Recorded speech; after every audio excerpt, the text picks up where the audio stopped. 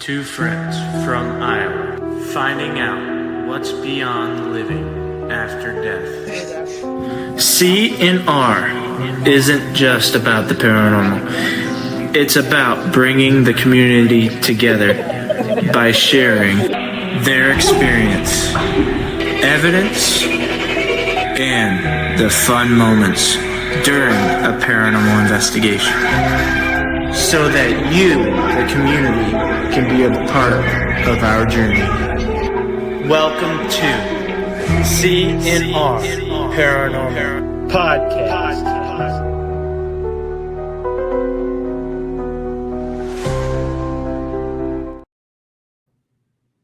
That is right. Welcome back to the C&R Paranormal Podcast with Chris And Ryne. And Jody is leading the show tonight. She has some nice Valentine's Day specials happening. So Jody, you want to take it away? Good luck. Absolutely. Good luck. So I dug into some Valentine's Day stuff, and I'm just going to say it's all started because first thing that came to mind was the St. Valentine's Day Massacre in 1929, which we will get into. But I did some research and stuff, and as it seems like with all or a lot of our celebrations that we celebrate in America, Valentine's Day did start out as a pagan holiday as well.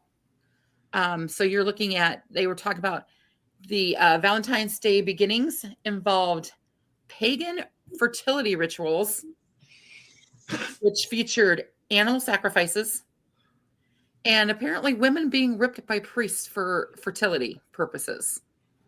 Huh. Interesting take. Not anything I would have known about. And it's based on what they call Lupercalia, which is basically a pastoral festival of ancient Rome, which was observed annually on February 15th, and it was used to purify the city, promote health, and again, fertility. So that's the basic beginning of Valentine's Day as we know it. What happened from there was it was later Christianized by Pope Gelasius I to replace the paganism. And that led to, and it's linked to the martyrdom of St. Valentine himself, who was a priest, and he was executed by Emperor Claudius II in ancient Rome. So this was all before we became to know Valentine's Day as its beautiful romantic holiday that it is, if you celebrate. I celebrate with my kids, so that's my Valentine's. All right. So pertaining to that, I got into some things that I want to, is looking for Valentine's Day haunting stuff. It was party people. So I was looking up hauntings for that centered around Valentine's Day. So of course, the first things I come upon are going to be your normal star-crossed lovers, all that kind of stuff. And I looked up, there's 3 of them I found that sounded really interesting. In fact, places that I would even not, after finding them, would love to go visit. So the first one I came across, excuse me if I keep looking away, I do have my notes here. So first one I came across was it's called Emily's Bridge in Stowe, Vermont. It's a 50-foot covered bridge that was built in 1844. And any of the stories concerning Emily's Bridge didn't start springing up until the late 60s, early 70s. Emily was set to get eloped on Valentine's Day. So as you can imagine or guess, without me even saying anything, she was jilted, left at the altar. He never showed up, left her. Oh, wow. Stranded. So the story goes that she wound up hanging herself from the bridge rafters. She was so depressed and despondent. So then from there, from the stories, you then break out into the reports of what people see here, sort of, the hauntings of the bridge. Mm-hmm. And so you get reports of strange lights, scratches on the cars. People have spoke of apparitions and phantom footsteps. So there's a little lovely romantic holiday story for you. Sounds fun. Yeah. So that's the first one I came upon. That one I'm just thinking, I love the idea that you don't see many of the covered bridges anymore. So that would be cool to see. Mm-hmm. Second one is Castillo de San Marcos, and that is in St. Augustine, Florida. This is a 1784 tale of a lover's triangle. So this included Colonel Garcia Marti, his lovely wife Dolores, and a Spanish officer. So you've got a love triangle going here, which of course ended in monster tragedy, a big confrontation and murder, obviously. The coolest thing about this story is that this place where it happened is the oldest masonry fort in the U.S. and the only standing military construction of its kind. So that alone would be pretty cool to see. But they didn't say much about the hauntings of that, other than there are purported hauntings. Of course, you're talking about a 1784 military foundation that had prisoners, you can imagine, I'm sure, executions among this love triangle. So you're probably talking apparitions and that kind of thing, like you would have found in any old military installation. And then the next one I came across was Lover's Leap in Cameron Park, and that's in Waco, Texas. So you're talking about this huge limestone cliff. They're talking, it's a 1912-ish legend of a Native American princess and her Apache lover who leaped to their deaths instead of being separated. Ooh. They're tragic. They didn't want to be separated from each other, so they died together kind of scenario. And the only reports you really get from there are of ghostly figures dancing. So not much other than that, they say. But also of note in Cameron Park, I came across, I know this kind of veers off a little bit, but Cameron Park sounds really interesting. They've also got what they call Jacob's Ladder. It's, I think the earliest reports of Jacob's Ladder were in 1910, were recorded in 1910. It's 88 steps. And there's apparently what they call a grabby ghost that haunts these stairs. Grabs people, has been known to try to throw people down the stairs. So another interesting point. And they also have a framework that they said that the building of this building was burnt down in like 1961, which is actually documented. Like 1961, this building burned down, but they call it the Witch's Castle.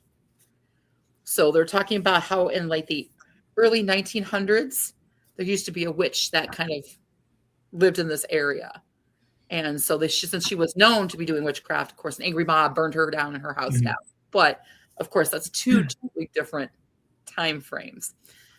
So the interesting part about these Valentine's Day stories, these three, is to keep in mind, I went through all of these. All three of them, as far as the lovers go, was either debunked, like legitimately debunked. The story does not exist. It's just a story. Or there's just no correlation to any of these characters any of these things ever really happening. Like an old wise tale. Yeah, like, people have been spreading the story. Somebody started it, of course it spreads. Other people talk about it. Okay, so what I want you to remember is that, okay, these lover stories have been debunked. They're not true stories. Yet, people are seeing apparitions, strange lights, noises, all that kind of thing. So something is going on. So what is it? So keep that in mind. Just keep that little piece in mind. I will bring it around to that. But when I thought about doing a Valentine's Day special, the first thing that came to my mind was the St. Valentine's Day Massacre, because that's such a huge one. I do remember watching ages and ages ago. I can't even tell you how long ago this was. And I think we talked, Ryan, you said maybe it was Ghost Adventures that did it. 100% sure. But I do remember a team investigating the wall that is left over from the massacre and some of the things that they caught. But when I dug in, the haunting for the St. Valentine's Day Massacre is much bigger than I thought it was. Much bigger than I even assumed. So just a little background for anybody who may not know, who's watching, what the St. Valentine's Day Massacre was. The whole thing started in 1924. It was like in Chicago. It was like a North Side versus South Side prohibition. Which gangs got, going to bring in the money and, your gang wars kind of thing. And it all started in 1924, which brings us around to 1921. You've got Bugs Moran and you've got Al Capone. Those are your two main figures in the story. Al Capone wants to take out Bugs Moran. That's his goal. That's his ultimate goal here.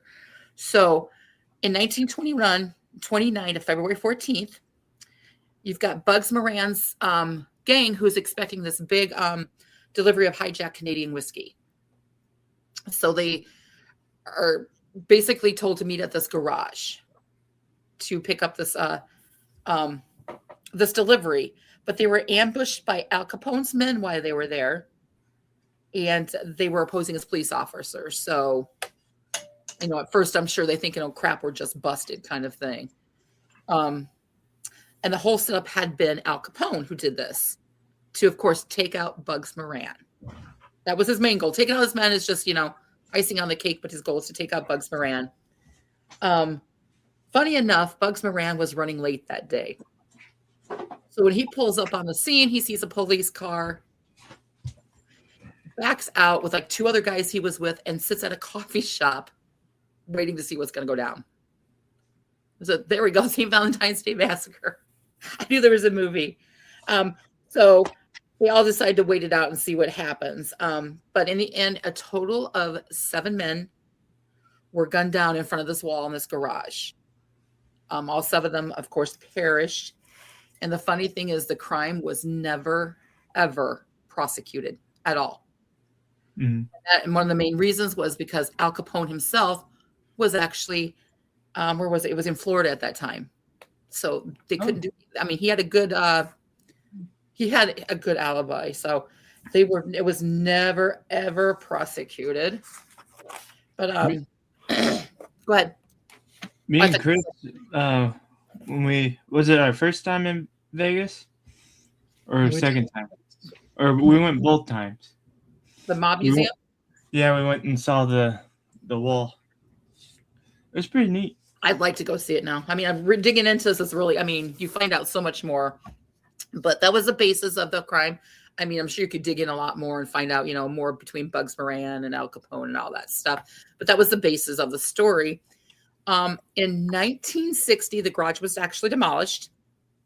And this is where it gets interesting because half this stuff I didn't even know. When the wall itself was torn down, you have about 300 bricks that were stored away.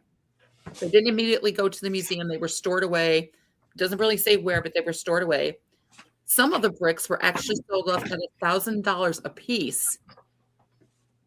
To make a profit of some kind. I'm not sure for who, but to make a profit, which, according to the stories I've read, leave about 100 bricks unaccounted for.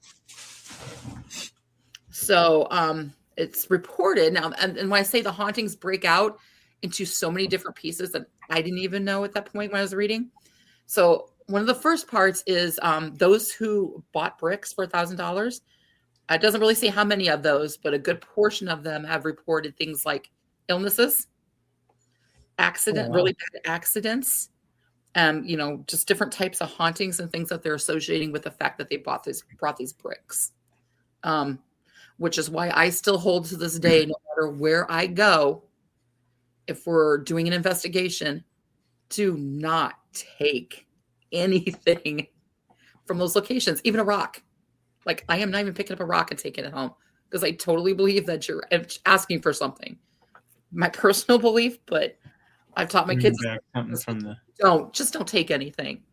How many times have you read stories of people who go these places and take a rock or even just pebble or something home with them, that all of a sudden all these bad things are going wrong? And so they send a nicely worded letter back with the piece to wherever it came from to let them know it's back, it's yours, I'm done, kind of thing. Keep it. I don't want it. I don't want it. I don't need anything invited in. I'm good. So you got that's one facet of the haunting when it comes to the St. Valentine's Day Massacre. So then you've got the wall itself, which was rebuilt at the Mob Museum in Las Vegas. And when I read it said they must have numbered the bricks that they saved and probably had some kind of setup that they saved so that if they did want to reconstruct the wall, it would be reconstructed properly with what they had. So then you've got, so the wall's rebuilt. And like I said, I seen the one investigation where they caught some stuff, and you get all kinds of reports of course, and again, it's at the Mob Museum in Las Vegas for anybody who'd like to go see this. Witnesses telling of cold spots, of course, ghostly encounters, gunshots, they've heard men moaning and then like falling to the ground kind of sounds, a sense of dread when they're near the wall. And it's actually considered one of the most haunted artifacts in the United States. Oh, wow. So yeah, that's another facet of that. And I think I'm going too fast here, guys. I'm trying to fill it here. No, you're good. Then there is actually another facet from there. So when they tore down the building, it left an empty field, which is now connected to a nursing home of some kind. So it's a nursing home, like not on the field itself, but the field has become a part of this nursing home. Hauntings there as well. So you're talking, people are talking about strange lights, mists that shouldn't be there, coming off the field, disembodied voices, which include like faint screaming. Of course, again, gunshots. And it said that some of those with a real acute sensitivity to like the paranormal side get this impending sense of dread or like absolutely primal fear, which I'm sure is what the guys felt, before being gunned down. I mean, this is what you're facing. Residual spirits. Residual spirit, yeah. So sounds like a lot of residual kind of sounds and haunts from them. But in all three, well, except for I guess if you paid for a brick, which again, just don't do it. Don't take things from places. So I know this sounds weird, but when I said at the beginning, think about these three, you hear these lovers triangle stories or lovers leaping to their deaths because they don't want to be separated. All of those were debunked. Those love stories were debunked, or, these characters, there's no connotation of these characters ever living or being around kind of thing. So it brings it back to, what are people saying? With the St. Valentine's Day Massacre, we know. Mm-hmm. We know where these residual haunts are coming from. We know what's going on. There's plenty of documentation for this. So again, like come back to what we're seeing. So my question then kind of comes back around to, in the paranormal field, what do people think of tulpa? TULP, which is from Tibetan mysticism. It is the thought, or they call it tulpa or thought form. So it's a haunting or an entity, into like an intense mental focus that manifests because people believe in it or spread the story. So that's part of my my love for supernatural shows, supernatural too. But and it only came into my head because I'm like, okay, you're talking about these love stories, and and this Valentine's Day thing fell in, was all these love stories of people, fated lovers, ill-fated lovers, Romeo and Juliet kind of stuff. And then when I read they were all debunked, I'm like, well, what the hey? I'm like, what? I mean, you don't want people to die like that, but I'm like, well, okay, so if this didn't happen, then what are people seeing? What are they seeing? So I guess that's why I wrapped it around into the St. Valentine's Day Massacre, where we know what happened. Mm-hmm. We have documentation. So those haunts make sense. So are these things tulpa connected, or is tulpa actually a thing? Huh. So I guess my thing would be then, what are people's thoughts on that? Don't leave me hanging, guys. You got to have some ideas. I'll let you go first, Chris. Like, if enough people truly believe a story, do you think they can create a haunting? I think that story gives them the energy to make people... Hold on. Dogs agree. Sorry. I think it'll give them, to have them think that it could be, true. I mean, I suppose there's possibly other things that happen in these places that Well, but the fort, I mean, of course, it's military. People actually died there, I'm sure. And, things happened. It's military, it's war, that kind of thing. So that one makes a little bit more sense where they can catch the different hauntings. But like the Lover's Leap, I mean, what ghostly figures are you seeing dancing up there? Or even, with Emily's Bridge, they're saying she hung herself. Well, this isn't a true story. So, I just thought it was an interesting take on some of these stories. Ryne, any ideas? Sorry, the dogs were going. No, you're fine. Yeah, I mean, I think it could have created a haunting and people seeing all that stuff.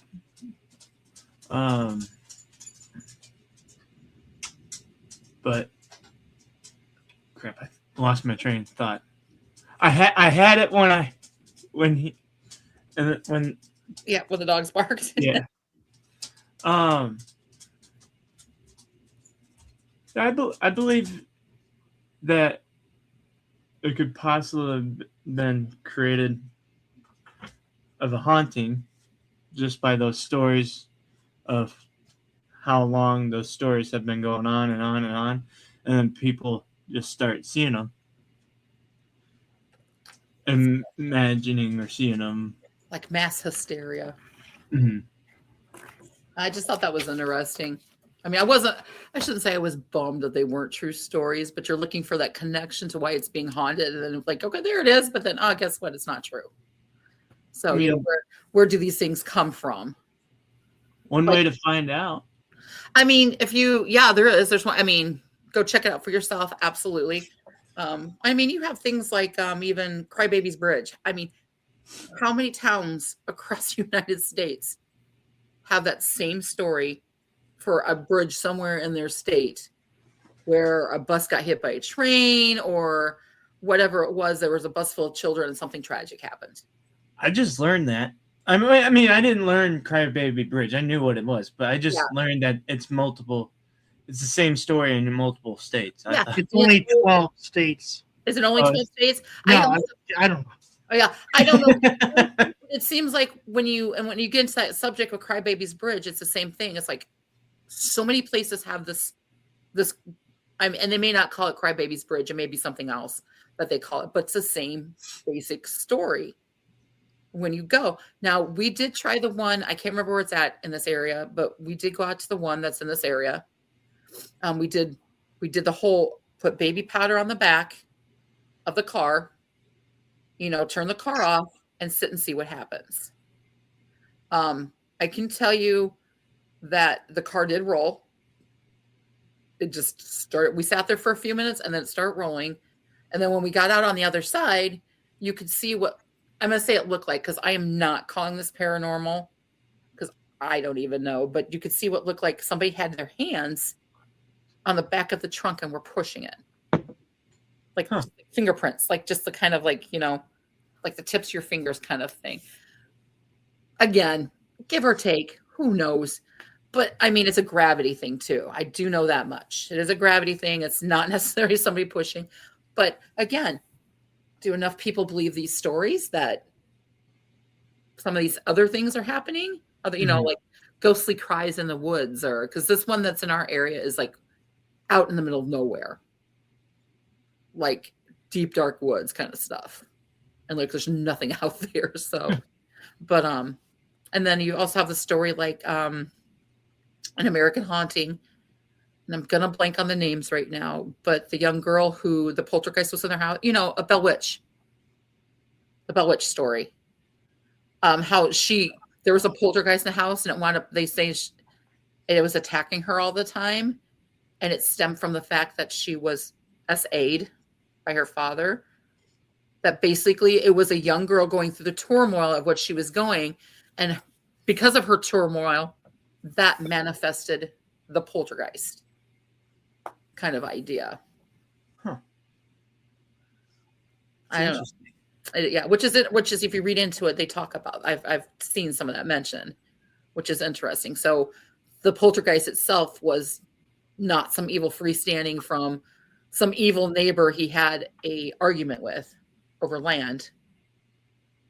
She, because of the turmoil she was going through, manifested that intense focus, I guess, again. So if there's anybody in the comments, what is your guys' thoughts on possible created hauntings of, There's about a dozen of those crybaby bridges around. Is there about a dozen? About a dozen, I said, yeah. The official. Like in the United States itself? Yes. Yeah. Because I wasn't sure how many, but I know I heard several areas with that same kind of. Yay, Cheryl. So what's your thoughts, Cheryl? Do you hold on to that too, that thought, that Topa thing? I mean, that would be an interesting. I'll have to go back and see that if I can, because that would be an interesting. Because that is definitely some intense, like, focused thinking if people are like themselves bringing these things into being. Because then again, like I said, it could be the whole Topa thing. There may have been other things that happened there that people just do not look up the Philip experiment. Just gonna go make us research some more. Philip experiment. Yep. Hang on. I shall Google the Philip experiment. I'm doing the same thing. I heard about it before. I just can't remember what it was. I have not. I've heard the name too.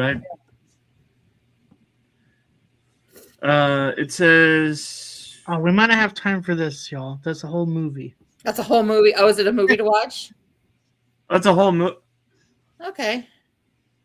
Well, quickly, I got an overview. It just says it was a 1972 parapsychology experiment conducted in Toronto, Ontario, to determine whether subjects can communicate with fictionalized ghosts through expectations of human will. Definitely worth a watch. I have to look that up. Yeah. So we have homework. We're gonna have to see if I can get a hold of that to watch it. Absolutely. We got so much homework. Well, that's a cool thing about when you get into this kind of stuff, these theories, like I said, this turns back around to I'm like, oh yeah, I remember the Supernatural episode about that because I'm a Supernatural fan. But then when you start digging on your own and looking, it's like, wow, okay. So it was fun in an episode of Supernatural, but now we're really getting into like the real aspect of it with what we do. Like, okay.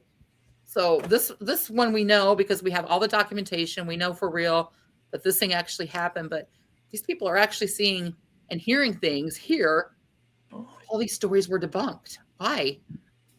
Oh, that's cool. Singapore theory. Yep. Thanks for all the homework, Cheryl. I appreciate it. To be honest with you, Singapore theory. I got to catch up on their episodes. On what episodes? The Supernatural? No, their episodes. Oh yeah, I need to get in to start watching some of those too. Singapore theory. Appreciate it. They got a lot of episodes. On what? Oh, I was saying Illinois Group has a lot of episodes. Group, yeah. Definitely need to look into that. I never used to do research as much, but now that I do podcasts here and I start researching, I fall down rabbit holes. Especially at the last minute. Especially when it's the last minute. Thanks. Yeah, that's all right. So, I mean, I probably could have pulled out more, but in my time frame, this is what I pulled out. But kind of went in a circle there, and it was really interesting too. Like I said, when they said, but the story has been debunked. I'm like, oh, well, damn it. Darn it. No, you're good. You're good. You're good. Slip of the tongue. So many rabbit holes. Too many. And now I'll probably do this filament experiment and the Singapore theory and probably fall down a monster one. We need a bleep button. Huh? I know. We need a. That'd be fun. But when you're live, it's kind of hard to bleep. I didn't mean to do that. Sorry. No, you're good. You're good.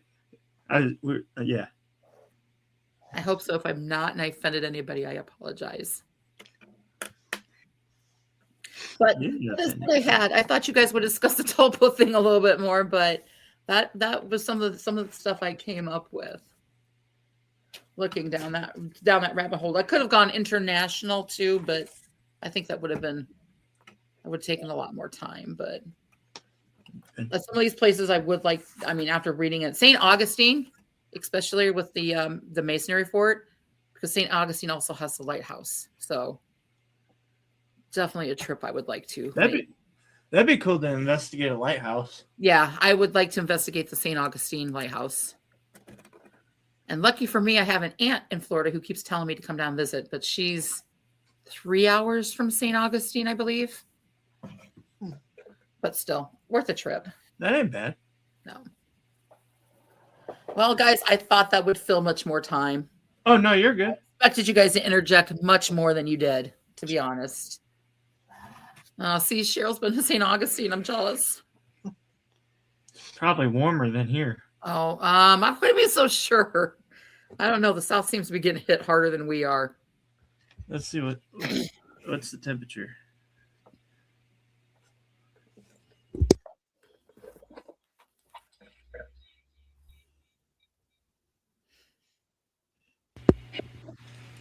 $57. Okay, well, it's going to get in the 50s Monday, so we're getting there. Still warm. Better than here. We're getting there. We should dump them on more snow. Yeah. That'd be fun. Yeah, I don't see anything else popping up that's...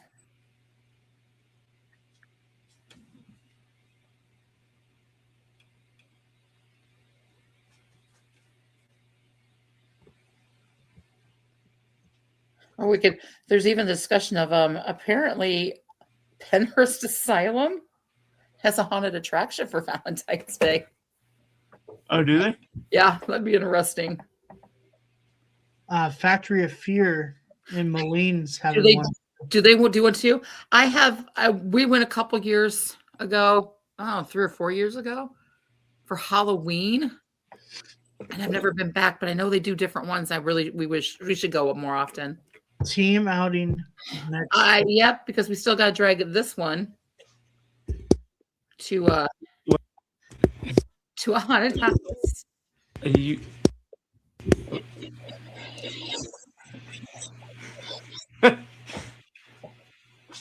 It's only 3 blocks from your house. Oh, they have a Mother's Day one also. She said, "Wow, Happy Mother's Day! Let's scare your mother." Nope. I must honestly say, for Mother's Day this year, I will be going to see a Youngblood concert. So, Happy Mother's Day, but we'll give you a heart attack. There you go. you know,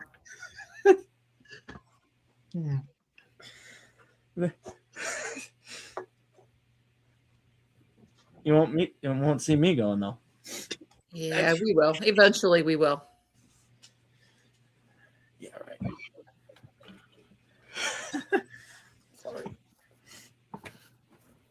Okay, guys. Well, I screwed up, so I thought, You're good. You're good. So, Jody. yes, They have one for Easter too. yes, they have good. to do. Don't take kids there. I'm sure they have one for Every holiday. Christmas. Because yeah, see, Cheryl says they have them for everything, so probably every holiday. Do you have a question? You said my name. Or did you lose your train of thought? No. I know we haven't had you on for a bit, but Saxon says hi, everybody. oh hi. I know it's kind of late for it, but what has been your thoughts of of last year, of your recap. My recap of last year? Yeah. I mean, Of your, it was exciting for me because this is like I said, a bucket list for me item that I get to cross off doing this stuff now. Hey Grant, love it. I mean,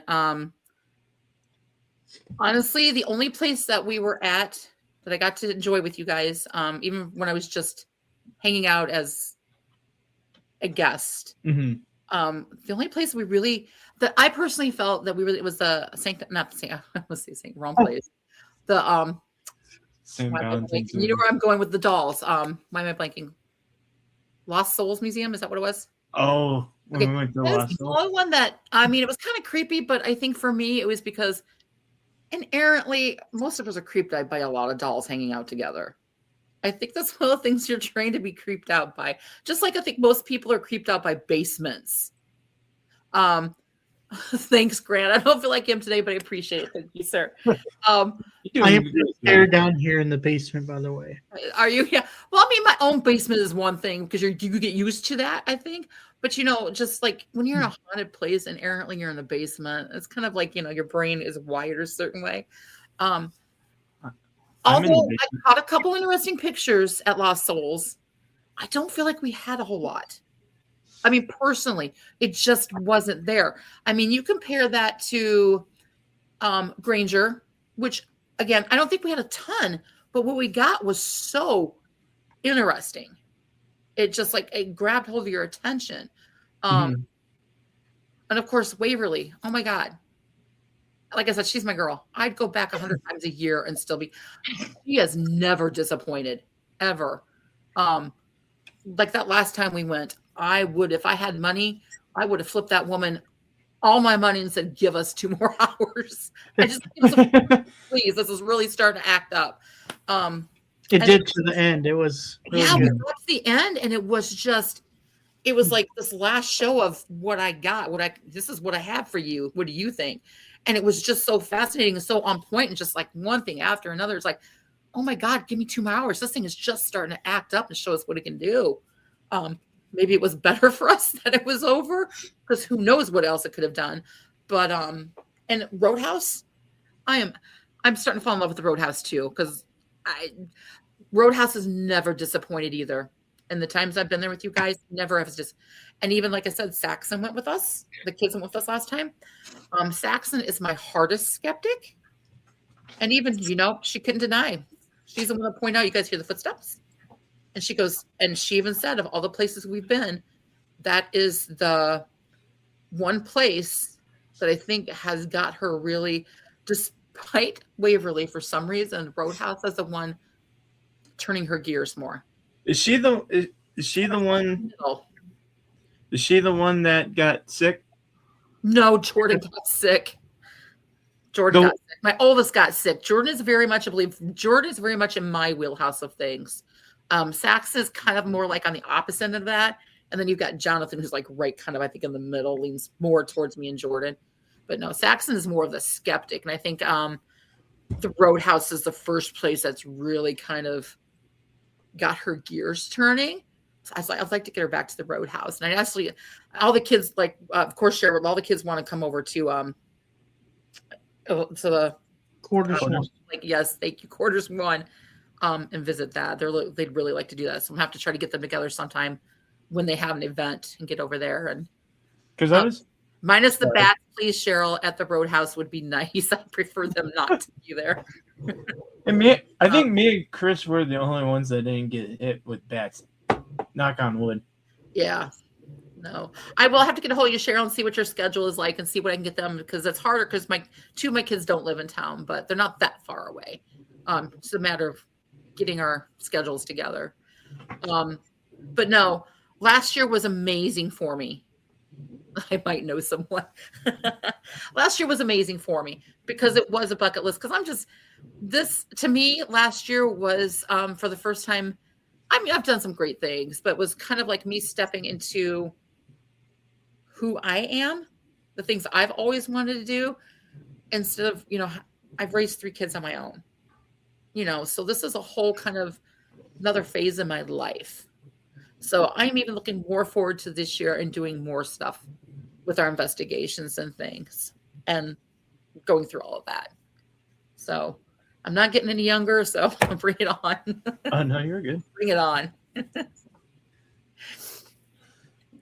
Oh yeah, Cheyenne just walked past the bats. Like, Let's talk about the Roadhouse. We have April 25th is our kids' investigation. And then we have another investigation that we're hosting. First time you're hearing about this. September 12th will be 18 plus, the public investigation. So just to clarify, is this first one younger kids then? Or, okay, so that's younger kids. September will be 18 plus. Okay. Mhm. There's somebody who is interested and I'd like to sponsor her to come with us at one of those. So I will remind her it's in September then. Awesome. And of course, we have the expo, October 3rd. Looking forward to that again. Ryne and I are actually elite sponsors this year. So we have Jody and Cheyenne joining us also. Cheyenne and I will be bringing the party, guys. Come by and see us October 3rd. it's gonna be fun. I can't wait for all that we have going on. And then Ryne and I going the next weekend, the 14th.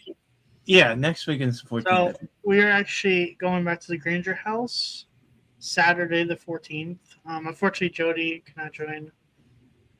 And so we're going to be doing maybe TikTok Live or Facebook Live, depending on how the night goes. Tell Dora I said hello. Make sure. We'll tell her you've been cussing like a sailor. No, yeah, I know. Tell her I apologize, but yes, I have. I'm joking. I have my moments. I'm joking. We wouldn't do that. Yeah, that'd be interesting. Sorry, Cheryl. My apologies. I think it happens at work under my breath more than any other time. So. Oh, we know. Oh, you know. No fedora. No fedora. She does not like that. Hey, at least this place has heat, though. At least what? I believe it has heat, doesn't it? Granger? Yeah. That's the reason why we're going to go in February. Is it stick the fork in the lock? Probably the same, yeah. Yeah. When I stuck when we. Well, that wasn't how we were supposed to lock ourselves in. Was stick the fork in the lock. I think that was just a funny thing. Well, I have no clue. It was sitting in the lock, so there you go. What? I don't even know where that fork is. See, Shayna is a kindred spirit.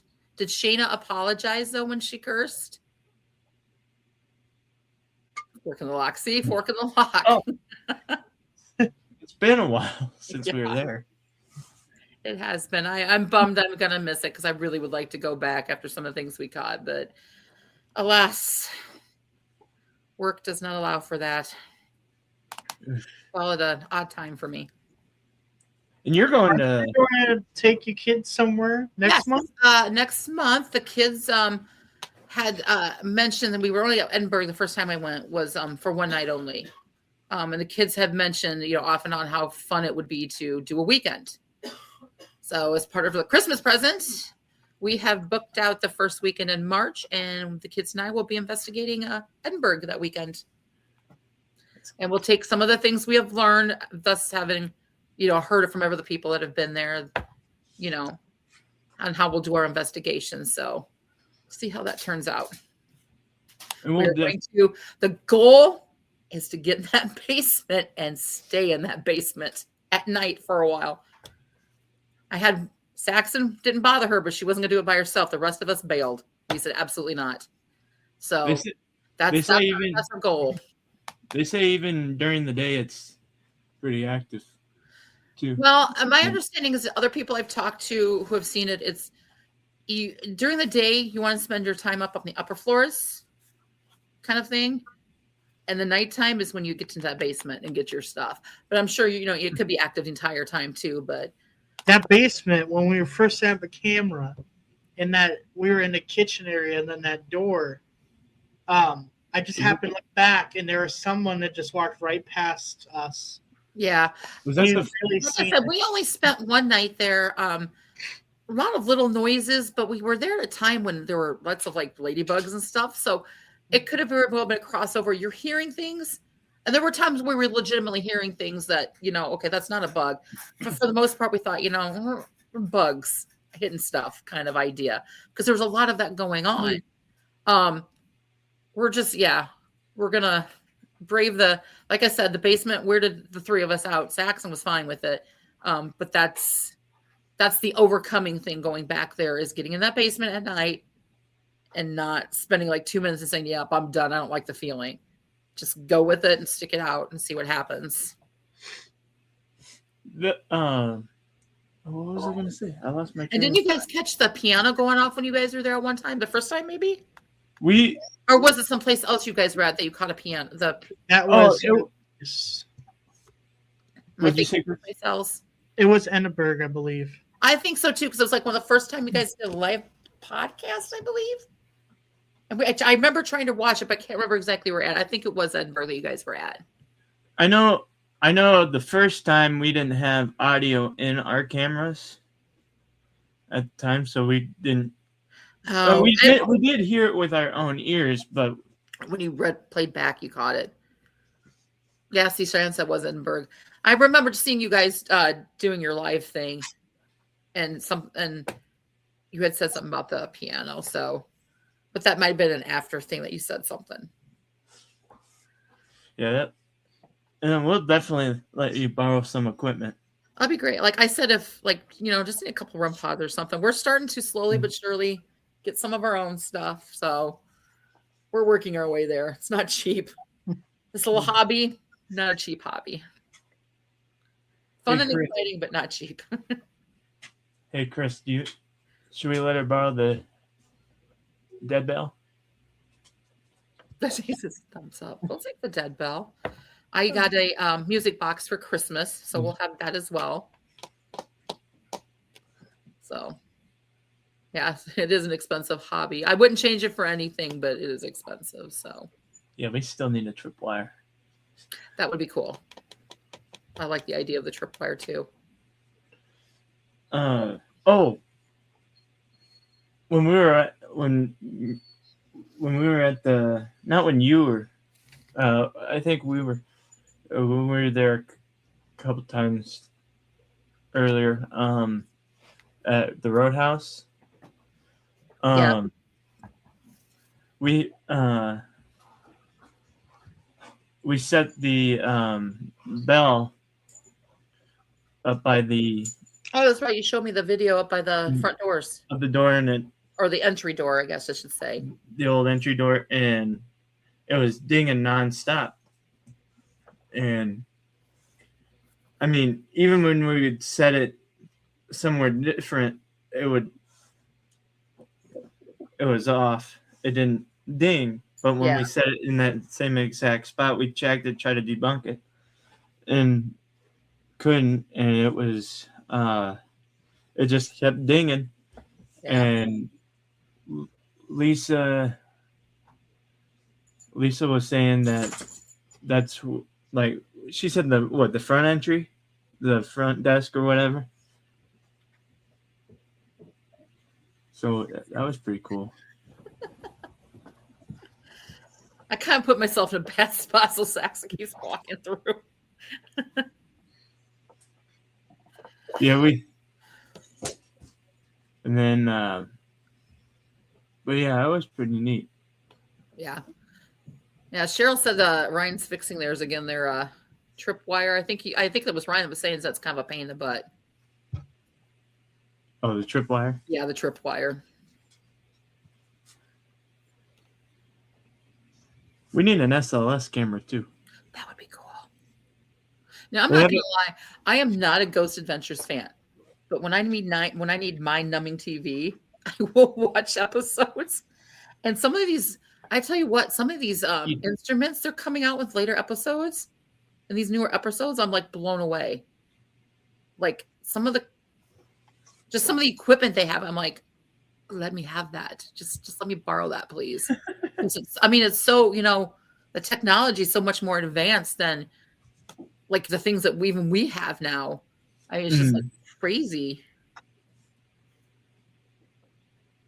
I know. I think I've seen one time they had one of the people they had it was like an SLS, but it's like if they walked in front of it or something, it captured their whole, like their face. Yeah, almost like a 3D imaging of their face kind of idea. Yeah. I'm with you, Cheryl. I like the old school stuff too. I really think that's, I don't know, for some reason, I think when you're dealing with ghosts, they're going to react to that more just because it's more familiar to them than some of this newfangled stuff. I just think some of the newfangled stuff is so cool. Like with the 3D rendering of whatever you're looking at popping up was kind of interesting. But yeah, I am not technologically savvy. So old school works best for me, period. The other stuff is cool, but old school works best for me, period. So, I think we're gonna wrap this up. Thank you so much, Jody, for coming on. Yeah, sorry it wasn't longer. I didn't pull out longer. I thought I had enough, but I will try better next time. You guys put me in charge. No, you're fine. Thank you, Cheryl, yes. Agreed. What'd you say, Chris? Never too old. Oh no. But yeah, as Chris said, April 25th, Kids Night at the Roadhouse. It's on Extreme Ticketing. April 25th. We'll have more information on our September 12th, right? Yes. September 12th. We'll have more information once we get that. And then the Rock Island Roadhouse Esoteric Expo 2026. It's going to be fun. As for that, thank you guys so much for watching and listening. You guys have a good one. And we'll see you guys on the next one. Night, everybody. Good night.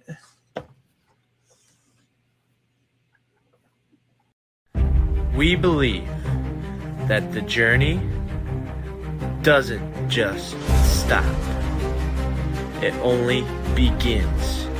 And that's with you, the community, as we take you along on our journey through the unknown. Without you, there wouldn't be us. So as for that, thank you so much for watching and listening, and stay tuned for more